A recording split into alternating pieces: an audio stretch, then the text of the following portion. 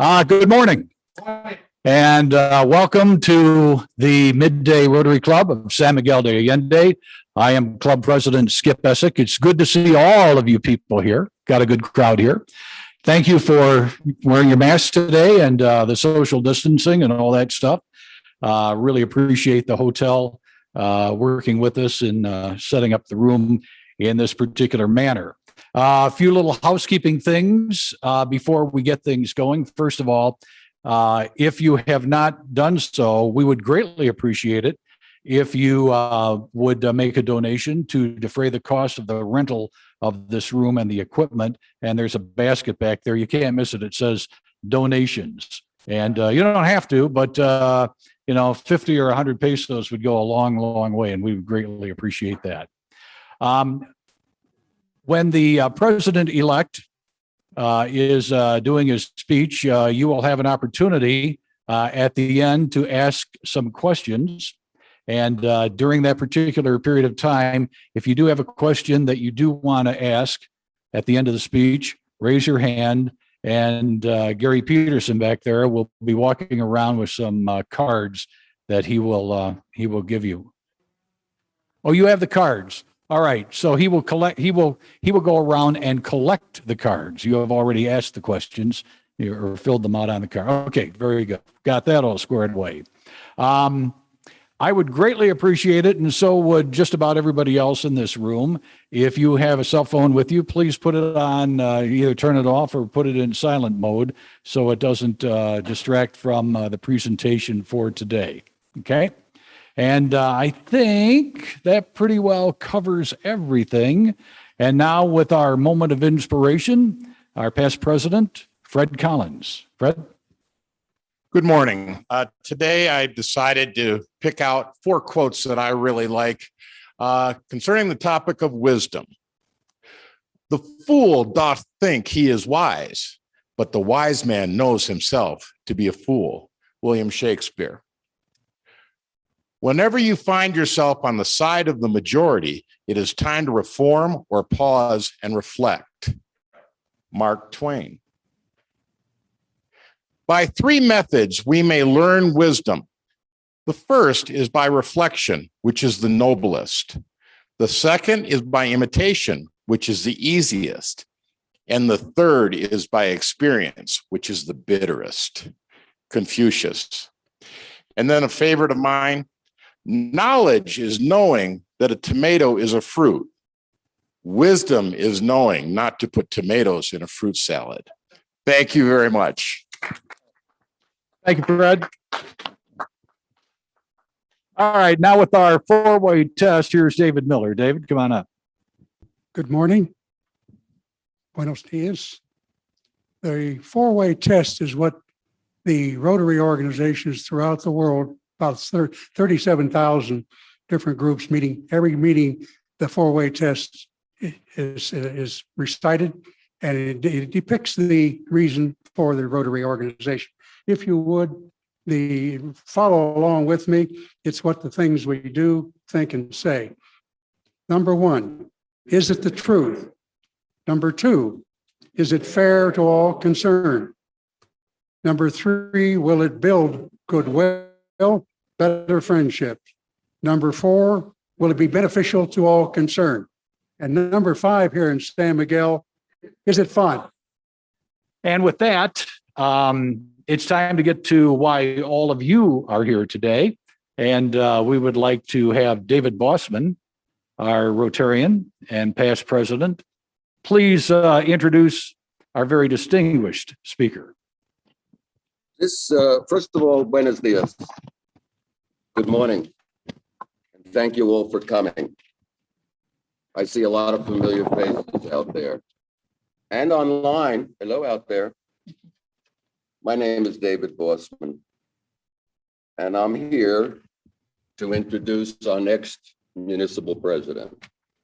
Many of you know him as a successful businessman, a past president, and some of you don't know this, a father of 3 young ladies. I think your oldest is 20 years old, right?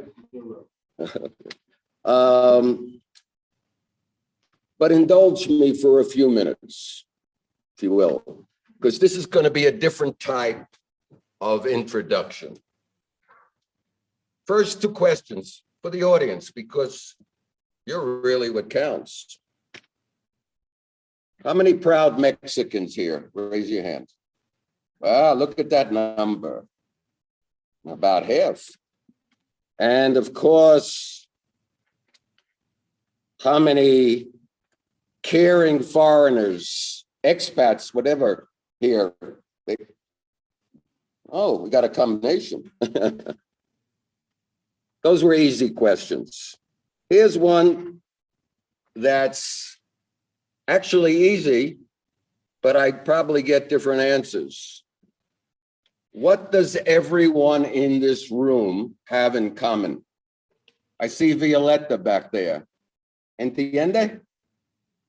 What do you think everybody in the room has in common?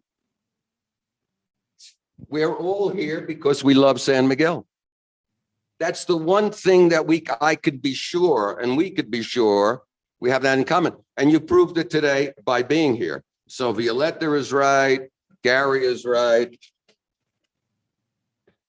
So despite all our differences, and I'm sure if you went around the room, you'd find a lot of differences, I submit to you that what brings us together is more important than what divides us. And I think everybody in this room knows exactly what I'm talking about, because it's happening throughout the world, okay? The first thing we think of, especially these last few years, is divisions, divisions in the world, divisions in Mexico, divisions in San Miguel. Now, some say that COVID has been very divisive. Masks, vaccines, social distancing. I look out at the audience, you're all beautiful, and yet we have to keep our mask on, except when we speak. When I think of COVID, though, I think of it differently. I think of the hundreds and perhaps thousands of people in San Miguel that volunteered this past year, delivering food to the hungry, hanging posters, assisting in vaccinations, and lifting our neighbors up, especially the elderly. COVID has really, if you think about it, brought many of us together. What other incident or event or situation that you know of in recent history has brought so many people together? I'll tell you, 9/11, which is coming up. 9/11 was terrible. 3,000 people were killed in that tragedy. Everybody in this room remembers 9/11. It didn't only bring New Yorkers together or Americans together, it brought the whole world together. And that, in a way, if you look at it from a different perspective, is what COVID has done. So rather than look at the negative of COVID, I'd rather personally look at the positive, using these tragedies, these terrible experiences, as an example. I submit to you that the spirit of 9/11, which occurs, by the way, 20 years in 4 more days, the spirit of 9/11 is still alive and well today. We just have to tap into that sense of giving and understanding. And that brings me to this man that's sitting here at the dais. Many of you don't know him. Those of you who were here from between 2012 and 2015 know that he was our municipal president. Many are very curious. Many are newcomers here. They want to know, who's this guy, Mauricio Trejo? I happen to know him.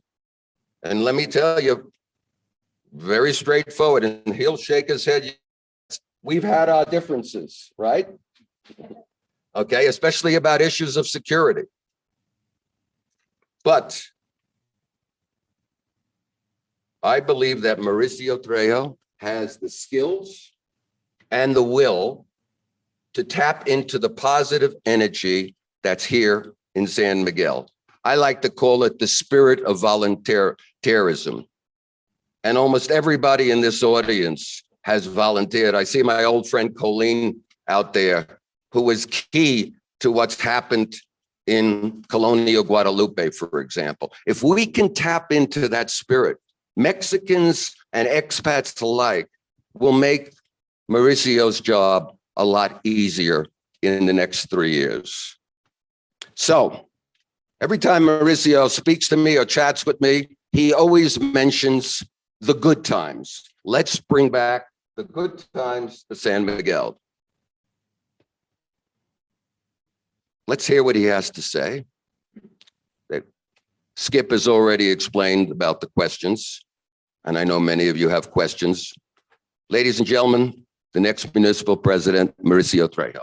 Take the floor. Well, thank you everybody for being here this morning. I'm sorry if my English isn't as good as it was in 2012. I haven't been able to speak a lot since I finished my first term when I was mayor from 2012 to 2015. But I need to say this to all Democrats, Republicans, Morena, PRI, PAN, PRD, it doesn't matter now. It really doesn't matter now. What really matters is what we are going to do the next 3 years. And there's a lot of things that we have to do in the next 3 years. And times have changed and have changed a lot since 2012. The first time in which I had the opportunity to be in front of you and to let them know what my plans were, what my strategies were back then. Now we have a different reality, and it's not a good one. So we gotta be very smart, we gotta be united, we gotta create alliances with the media, so they can help us to put our ship in the right track again. We have to have alliances in order to find the right winds to take our ship to the right port.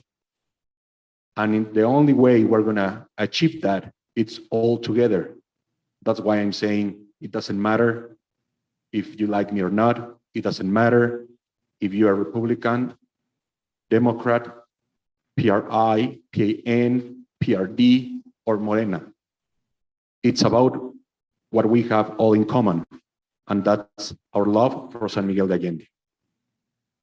And I really think that the best way to understand each other is not to have someone in front speaking, or talking. It's better to listen, and then to talk back. So I'm gonna try to be very, very specific, and I'm gonna try to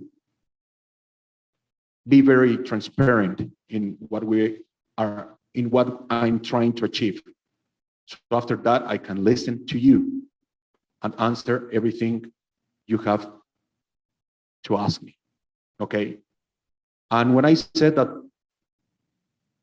times have changed and they are not good, it's because data and statistics.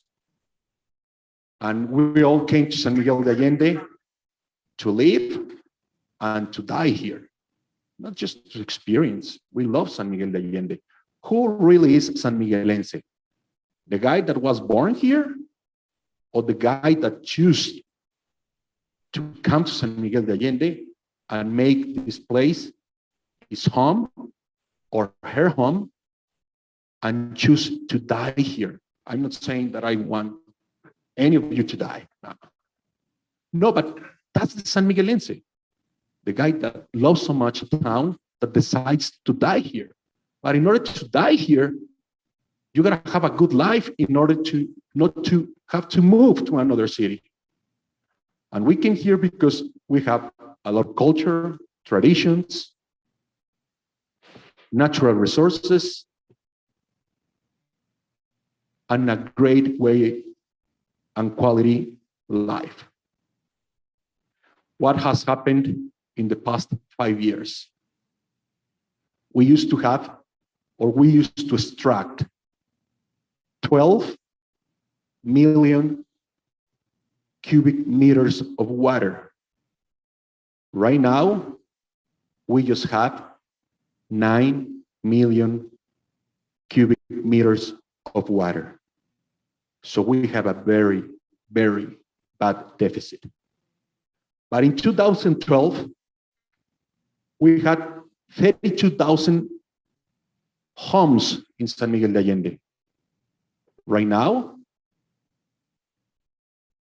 between the new apartments and houses that have been built and the new ones that still are being approved, there are more than 38,000 units. So we have more condominiums, pieces of land for building a house approved right now than the houses that are in San Miguel de Allende in this moment. But we have less water, less trees, less reserva municipal. I'm sorry if I do some Spanglish, okay? So that is a big problem that we have, because a lot of people is suffering from lack of water right now. The quality of life is security, water, clean streets, cultural spaces, opportunities for kids, for elderly people, opportunity for everyone. And I'm seeing how those opportunities are going away. That's why I decided to run again. But the second bad news that I have to give you is when David and I had our big differences, it's because David was talking all the time about the security, which is good. You guys have to talk about security every day and put pressure on the mayor every day. Doesn't matter if he's doing good. And how do we know if he's doing good or not? Well, you have to compare the mayor, the present mayor, to the past mayor. And the killings have to go down. The robbery has to go down. Though we achieve that, we can achieve that, you guys cannot lower the pressure on the mayor. So our differences back then, and our break point was in 2014, when 17 people were killed during my administration. Well, 17 people were killed in 2014 during my administration. In 2019, 142 people were killed. So right now, we understand that we have to work together. Now we can compare how we were and how we are right now. That's how brought us together to David and I. Well, David, you were doing right in putting pressure on my administration. But I was doing something good too, because I kept those killings in the lowest rates. 17th instead of 142. Back then, we had 380 police officers taking care of us. Right now, there are 170.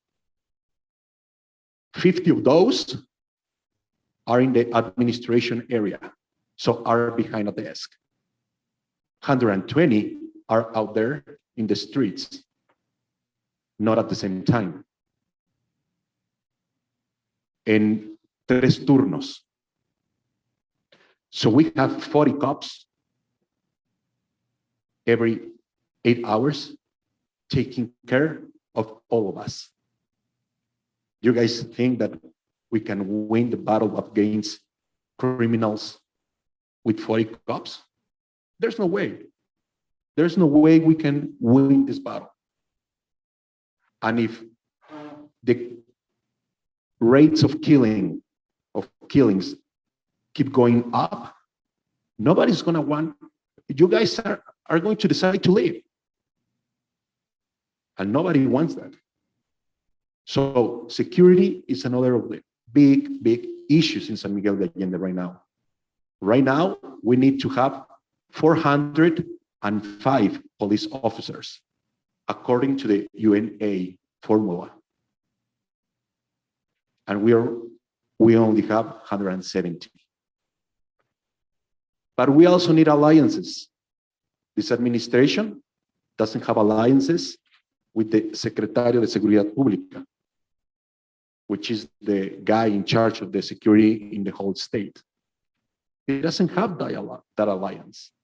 I do have that alliance. I already talked to this guy, Álvaro Cabeza de Vaca. The media has treated him very bad. And every time he comes to any city or San Miguel de Allende, he just hears complaints. Complaints. But he's not the mayor. He's the guy in charge of the security of the state, but he's not in charge of the security of our city.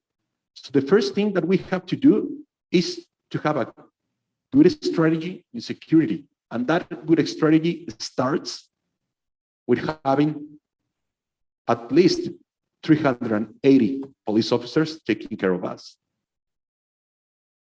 That's the first step for a good strategy. And then we can fight the criminals by using the methods of rings, 3 rings. The first ring is the widest one that goes around the city. And the cops that are gonna be in that ring have the profile of facing without fear. They really don't care if you're a man or a woman. They will go after you in the same way. They are almost like soldiers. Then the ring in the middle, the cops that are gonna be in that ring, they have the profile of listening, watching, and communicating. That's what we need. We need cops watching what is happening, trying to find out if that bunch of guys that are right there parking in a car might be good tourists or might be thieves. And then they have to communicate to the C4. So the cops of the first ring, the widest ring, come get inside and do the investigation and talk to those guys. Then the closest ring, the profile of the police officers that are going to be in the ring, which is the less wide ring, is what we call the tourist cops. Those guys are very, very friendly. Their profile is not like a soldier profile. They are very friendly. If they see that something is going on, they're going to report it. But if they see that there's a huge fight somewhere, they will hide. They are not like soldiers. They are friendly, but they communicate a lot, which that helps a lot because 83% of our Producto Interno Bruto, how do you say that in English? Or gross municipal product, it's from tourism. So we also need that profile, the hope that it's friendly to tourism, but we also need to be aware and to communicate to the second ring closes and stops whatever is going on in that moment. So by the time any of you leaves any restaurant, if you're having a dinner at 8, 9, 10:30 p.m., you're not going to see anything but clean streets, peace, friendly people, because the three rings work together.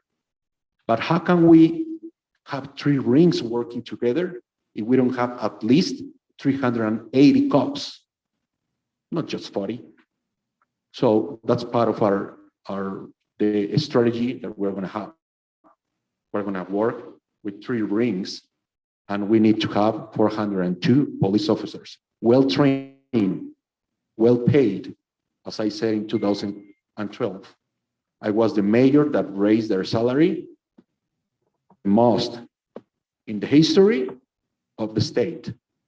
That's why they were very happy. And that's why we just had 17 kills, which is bad. We want 0 killings, 0. But right now, we have last year an under-report of killings, but we had at least 150 killings. 2019, 142. Right now, everybody knew what happened last month.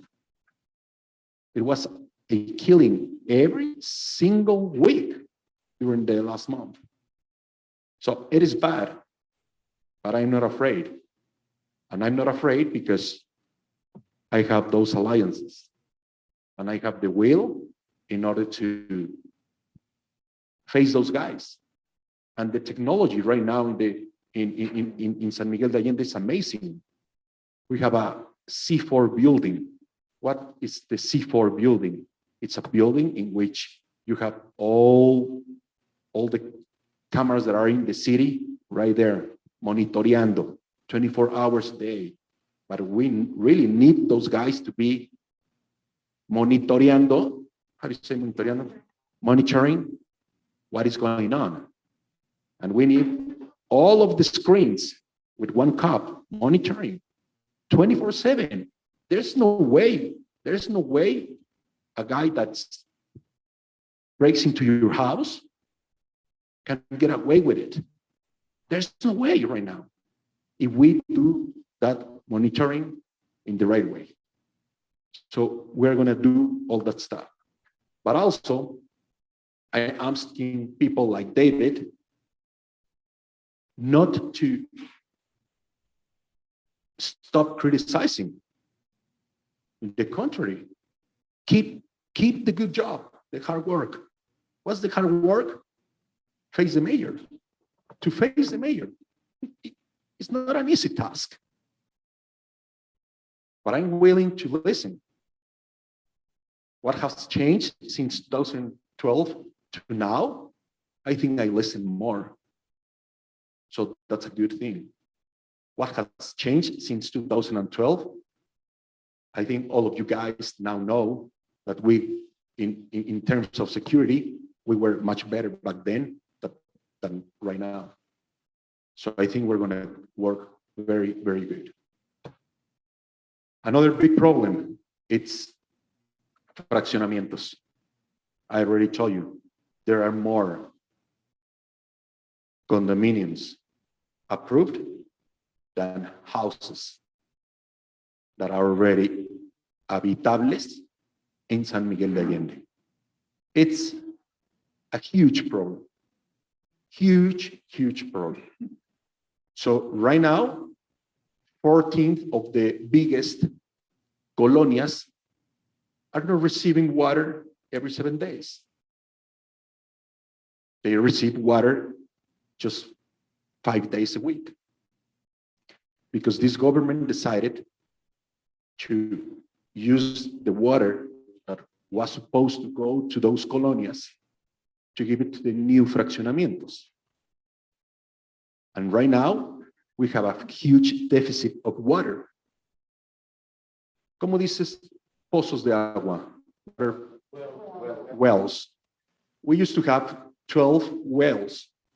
Now we have 9. Three out of 12 are completely dry.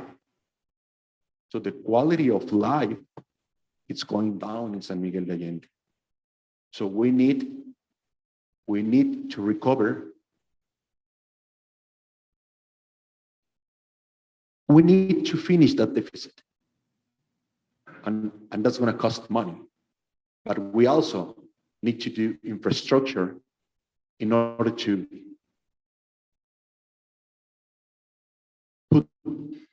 put back the water that we extract into the ground. So it's 2 kinds of structures that we need to do in 3 years. Well, at least 5 more wells, but also the infrastructure that is needed to recover the water that we are using and put it back into the soil. So we are in balance. And that's what we're gonna try to do during these 3 years. Recover the balance in natural resources, in how we grow, in security, and of course, in alliances. Because right now, there are no alliances between San Miguelenses. There are not. Everybody's on their own. We have a government that doesn't listen, that doesn't care, that doesn't work with the right ONGs.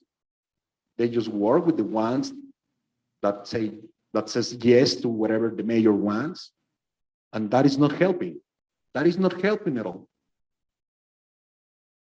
The Centro Histórico, our World Heritage space, it's been destroyed. It's been destroyed. And when I say destroyed, I mean it. If you just take a few minutes and walk in El Centro, you're going to see how the walls are peeling off. You're going to see how many terraces are being built. So the noise is making the quality of life disappear. But there are too many terraces without any mechanical study. So one day we're going to see, if we don't stop that, we're going to see how one terrace collapses and kills more than 100 people. And that's when San Miguel de Allende is going to look like the town that is now, a town that doesn't work. It's not working. San Miguel de Allende is not in balance right now. Corruption has taken San Miguel de Allende.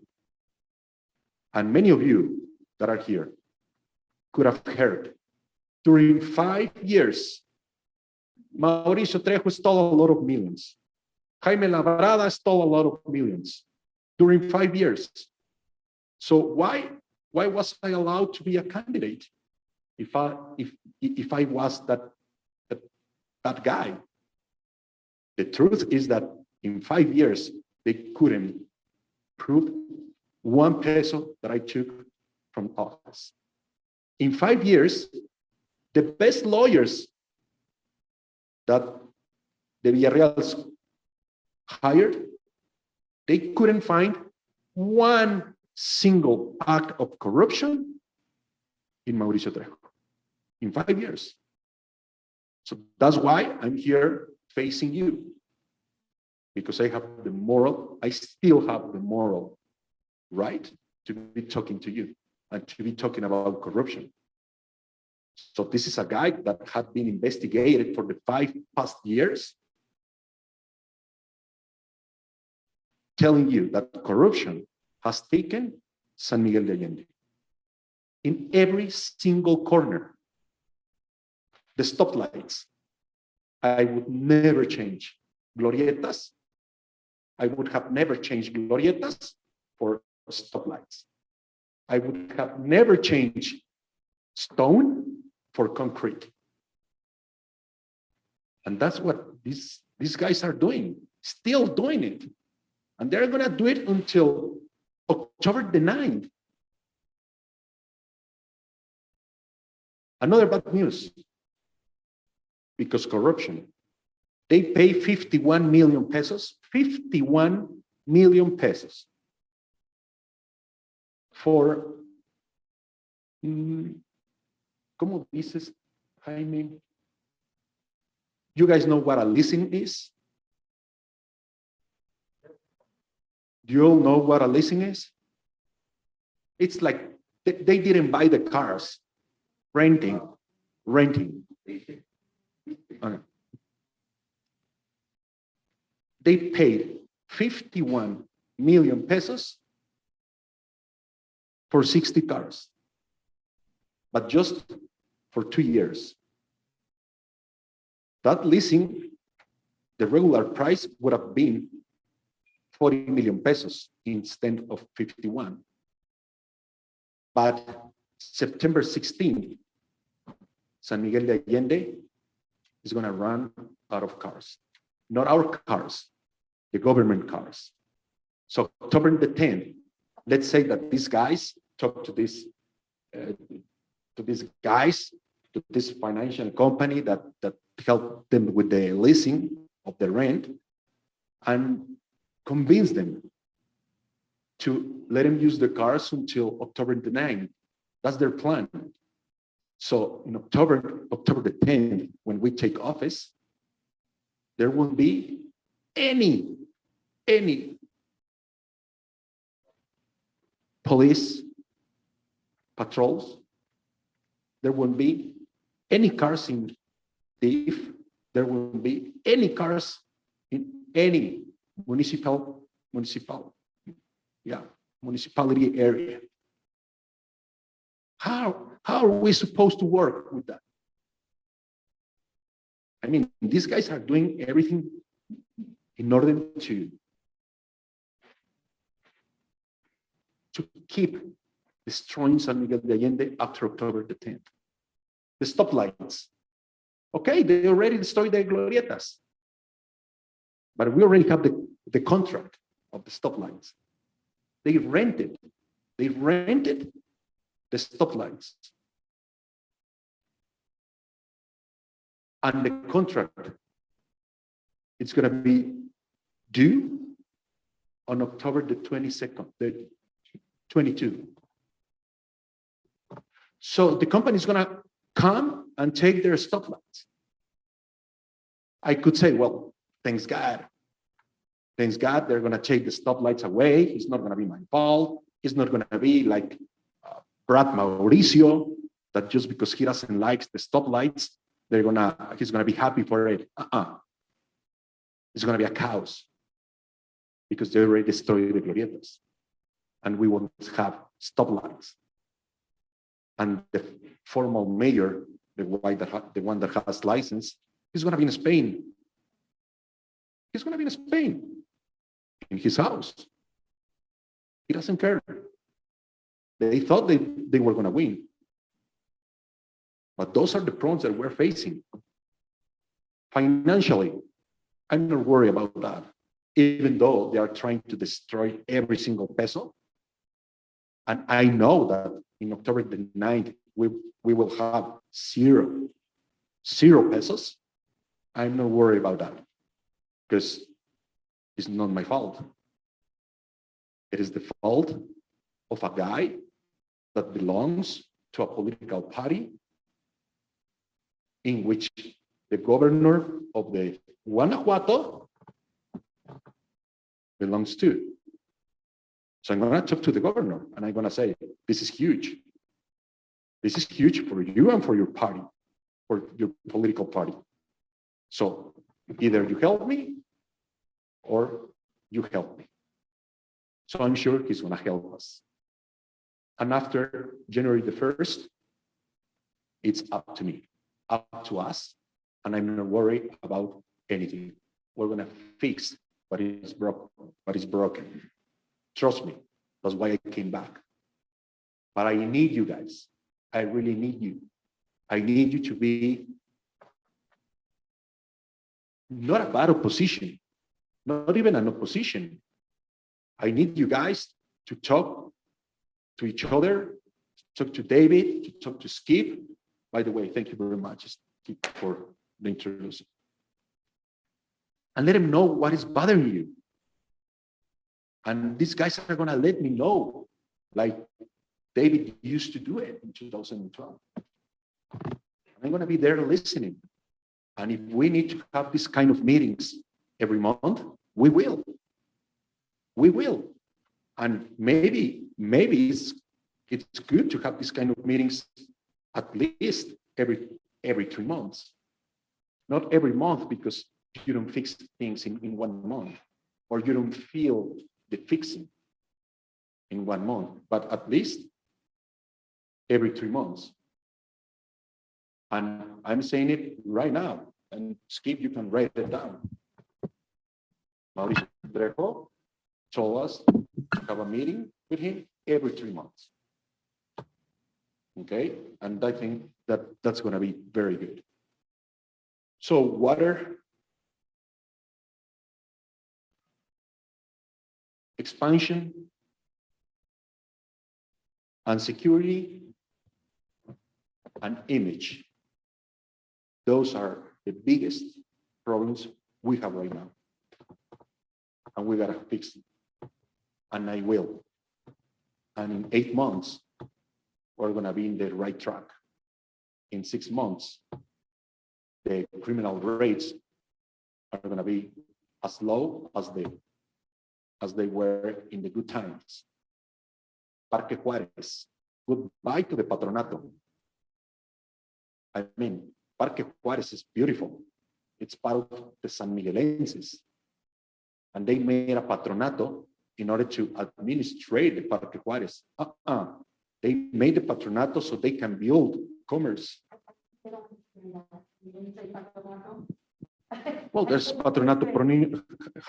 No, Patronato in the way of like patronage, like they made an association, a foundation. Okay, they made an association in order to administrate the parques in San Miguel de Allende, not to make them beautiful, in order to put commerce in it. Louis Vuitton, Bulgari, Prada. That was dangerous. And it wasn't going to be the mayor's fault. It was going to be the decision of the association. So we got to stop that. And I already have the right suit in order to make it happen in 7 days after October the 10th. We have been working with Jaime Labrada and a lot of lawyers, because we don't want to take office October the 10th and start working.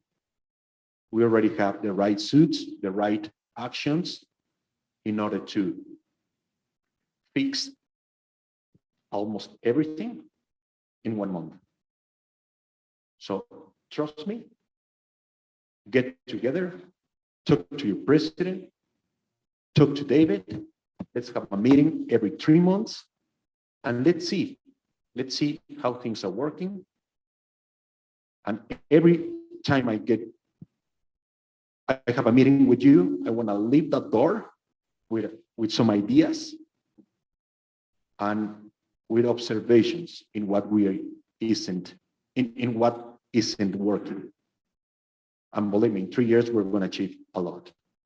We're going to be, again, the beautiful small town with streets made of stone, with not stoplights, with not high rates of criminality, with natural resources again, and of course, without the gangs that are leaving October the 10th, without the political gangs that are leaving October the 10th. So I'm ready for your questions. Okay, thank you. Thank you. Thank you. So you would be willing to have a little hall Rotary meeting with us once every 6 months? I think every three months, it's great. All right. Are you ready for some questions?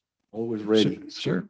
And by the way, for those of you who have not turned your card in, if you have a question, Gary's walking around and collecting them right now.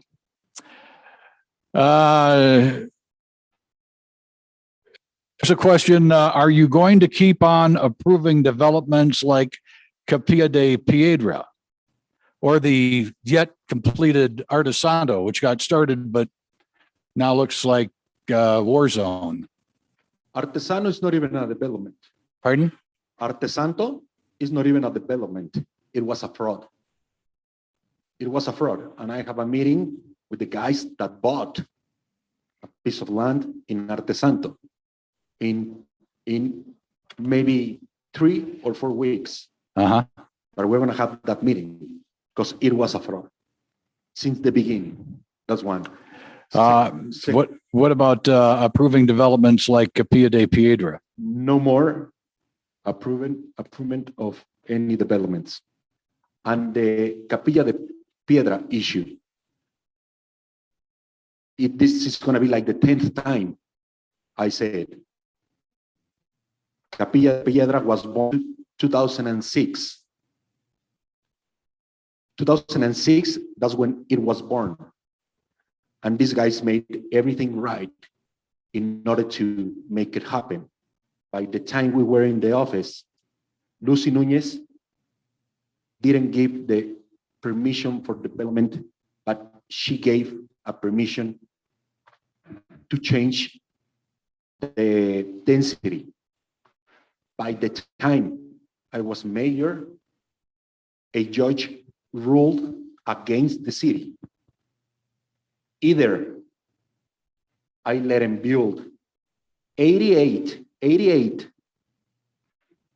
units, or we were going to lose almost 120 million pesos. But it was 88 units. Right now, there are more than 400. So my plan is to receive a judge order for 88 units. After that, the other 400, it isn't my fault. But the answer is no.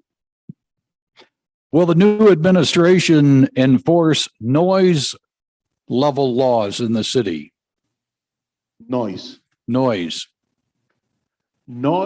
and criminality, they're together. Why? How? Well, I already talked about how many terraces these guys allowed. As more bars you have in a town, the more square meters that the guys that sells drugs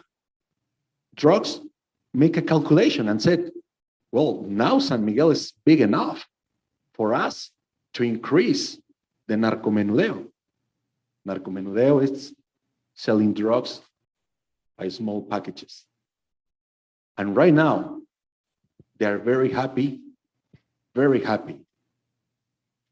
with how many drugs they're selling in San Miguel de Allende, because there are too many bars, too many terraces, but at the same time, there is too much noise. And we already have a map of the city with a great study that we made like a month ago. And we already know the areas which are being affected by that noise, created, most of it by terraces. So almost 70% of the new terraces are going to be gone. And I already have the right suit again to make it happen. Okay. Senor President-Elect, we have a lot of questions about overbuilding and water. This kind of encapsulates all of them. With the building continuing to explode, how will we have sufficient water in 10, 20, 30 years from now? And will you lessen water used for farm crop irrigation, which I think is one of the largest users of water? Mhm. Well, as I told you, there's a big problem with water right now. From 12 wells, we passed to 9. From 12 million cubic meters of water that you used to extract a year, now there are just 9 million cubic meters of water that we extract. So the first step is to recover that deficit in order to bring the water back to those colonias that don't have it anymore. That's the first step. The second step is to do the infrastructure, as I said, to bring the water to captar. How do you say captar? To capture water in special Enrique, in special ponds. So the water goes inside again. That has to be a balance. The third step is not to be corrupt, because once we achieve the balance again, we don't have to break it. We don't have to break it. We already know in which places we're gonna do the wells. But of course, we're gonna talk to the guys that have cattle, that have alfalfa. But everything it's there already. There's a map of San Miguel de Allende that tells you where can you plant alfalfa or not? Where can you have cattle or not? Where can you have small houses, big houses, medium houses? But nobody's following it because the corruption is big. So there's a lot of areas in which you are not allowed to have alfalfa. How do you say alfalfa in English? Well, alfalfa. Believe me. And it's amazing how nobody in the government looks at it, because alfalfa, it's the main Crop. Yeah, the main crop that consumes water. Mhm. But believe me, in the next meeting, I'm going to show you the map. And you're going to see, well, right there, you're not allowed to have alfalfa. And then I'm going to show you a Google map picture, and you're going to see just alfalfa. But then I'm going to show you a map that says, right here, you cannot build houses, you cannot build condominiums. And then I'm going to show you a picture of Google Maps, and you're going to see condominiums right there. So it's corruption what is killing our quality of life. It's corruption what killed the water, the 3 wells in San Miguel de Allende and created a deficit. So, Boy, just think about if you could have harvested all the water that we got over the past week. We got a lot of water, a lot of rainwater. So can you mean how many liters of water could have we capture and put them back in the soil? If we had the right infrastructure, no, it would be amazing. really. It would have been amazing. Wow. But we need to create that infrastructure. How about assigning a liaison between the administration and the foreign NGO community? What about what? I'm sorry. A liaison, a representative. Right. We're going to have the best. We're going to have the best office for sure.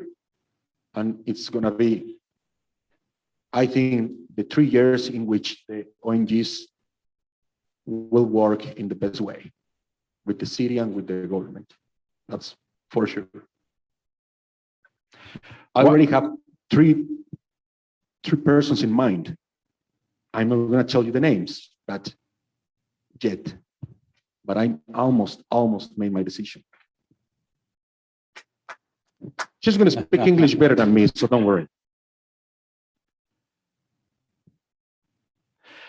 Why do builders bring their employees from other cities instead of hiring people from San Miguel?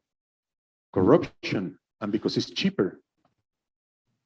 So again, if the government just wants what we call moche, how do you say moche in English? A bride. When they just look for it, they don't care what happened around it. So they are just going to give you your license and you're going to start building.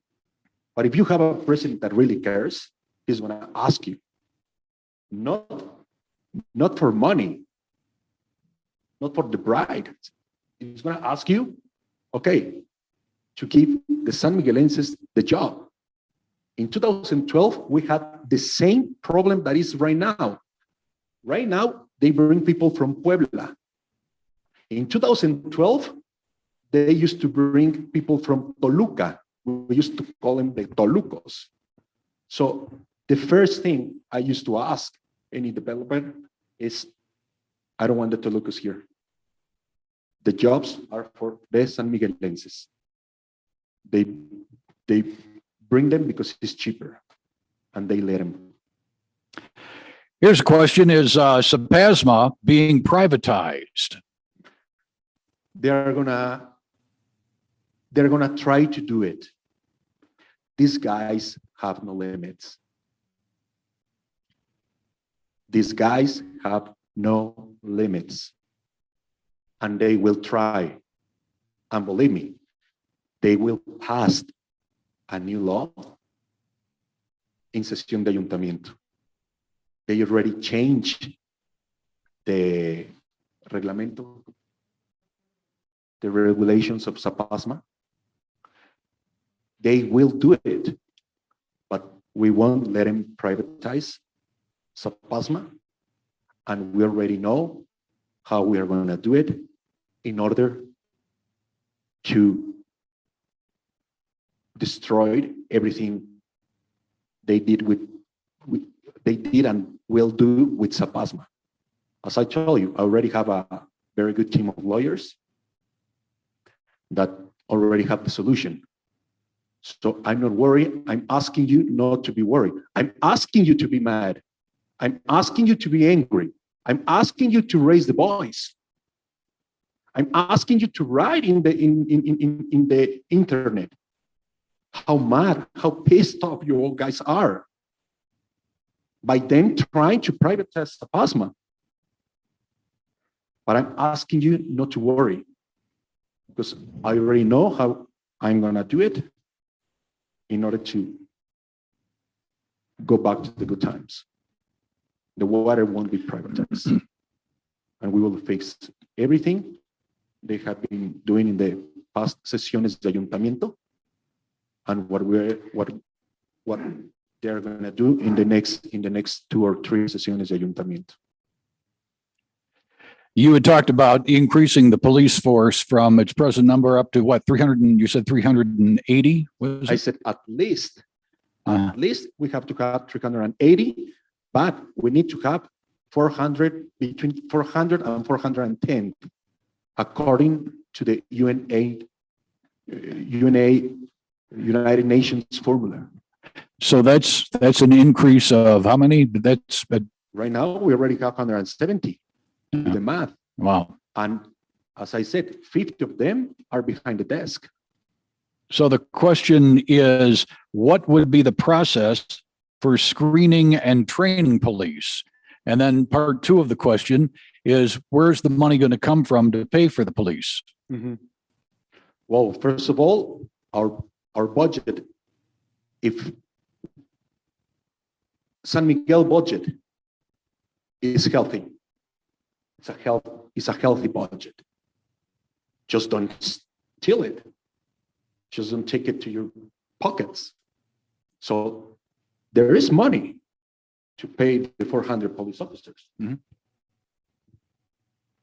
In 2022, we are planning to have at least one 1,000 million pesos in our budget. So that's enough money to have your 400 police officers. But if you build a bridge that costs 160 million pesos and you pay for it 365 million pesos, there's no way. Yeah. There's no way. But we have a healthy budget for 2022. And then what about the training, the screening and training? There's a school in San Miguel for training. Now it's closed, not because of the COVID, because the past two governments, they didn't even care. But there's a school in San Miguel de Allende for training police officers, new, young guys with another mentality that knows about technology, that can be a great police officer with a great salary. So our chances, I see our chances in a positive way. So we have to put that training school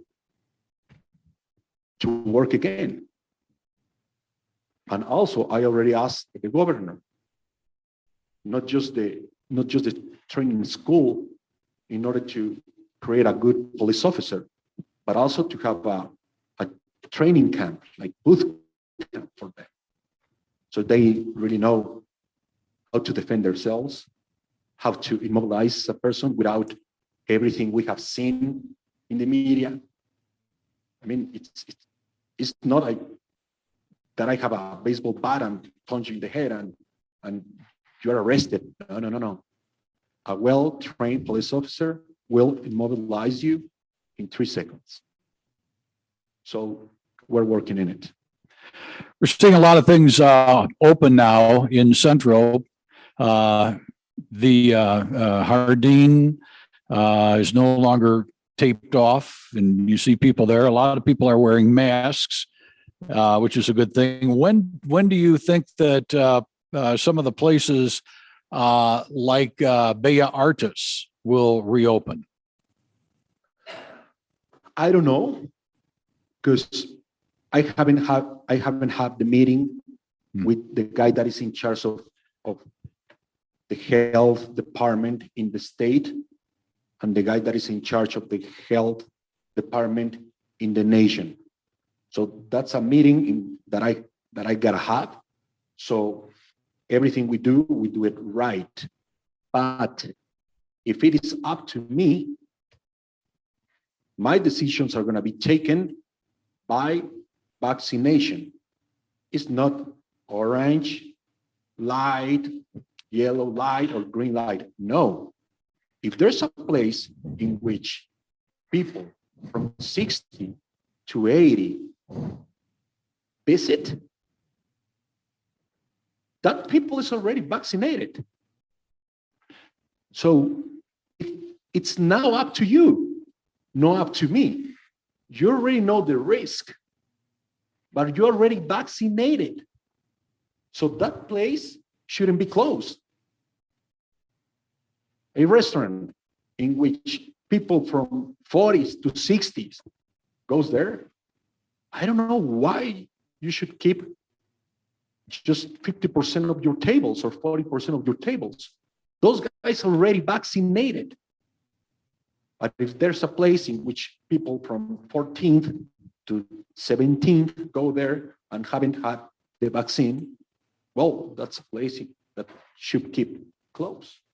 So Bellas Artes should be open and must be open and gotta be open as soon as possible. I want to thank you for being here today. No, Just, thank you. David?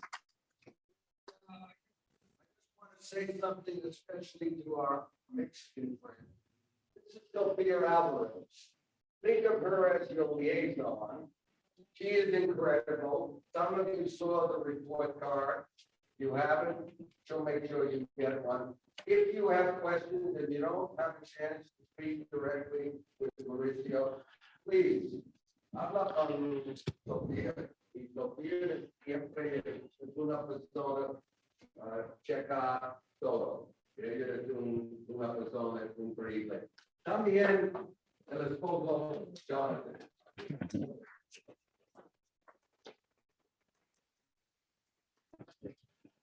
Senor Trejo, the Rotary Midday Club of San Miguel de Allende presents this certificate of appreciation to you for your presentation to our club today. A donation of 10 polio immunizations will be made in your honor to Rotary's End Polio Now campaign. Good luck. Thank you very much. Thank you. Ladies and gentlemen, thank you for being here today, and for about the 50 people that are on Zoom, thank you for joining us as well. This meeting is adjourned. Thank you, everybody. Thank you very much.